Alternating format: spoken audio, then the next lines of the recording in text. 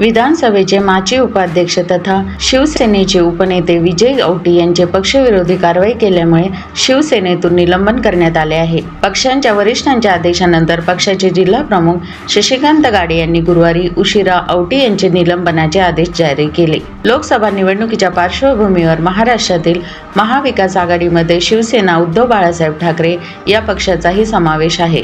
असे असतानाही औटी यांनी महाविकास आघाडीच्या विरोधातील भाजपचे उमेदवार डॉ. सुजय विखे यांना पाठिंबा देण्याचा एकतर्फी निर्णय बुधवारी रात्री घोषित केला। निवडणुकीसंदर्भात औटी यांनी 2 दिवसांपूर्वी बोलवलेल्या पदाधिकाऱ्यांच्या बैठकीत बहुतांश पदाधिकाऱ्यांनी उद्धव ठाकरे यांच्या आदेशानुसार महाविकास आघाडीच्या उमेदवारास पाठबळ द्यावे अशी भूमिका मांडली होती। मात्र पदाधिकाऱ्यांच्या भावना धुडकावत औटी यांनी विखे यांना पाठिंबा देण्याचा एकतर्फी निर्णय जाहीर केला। औटी यांच्या निर्णयानंतर जिल्हा प्रमुख शशिकांत गाडे यांनी तालुका प्रमुख डॉ. श्रीकांत पठारे व इतर पदाधिकारी यांच्याशी संपर्क साधून गुरुवारी सकाळी नगर येथे बैठकीचे आयोजन केले होते। या बैठकीत पदाधिकाऱ्यांनी आपल्या भावना महाविकास आघाडी सोबत असल्याचे तसेच औटी यांनी परस्पर निर्णय घेतल्याचे सांगितले। राज्यामध्ये महाविकास आघाडी व महायुती यांच्यामध्ये चुरशीचा सामना होत असताना औटी यांनी घेतलेल्या पक्षविरोधी भूमिकेबाबत माध्यमांमध्ये चर्चा झाल्यानंतर वरिष्ठांच्या आदेशानुसार विजय औटी यांचे पक्षातून तातडीने निलंबन करण्यात येत असल्याचे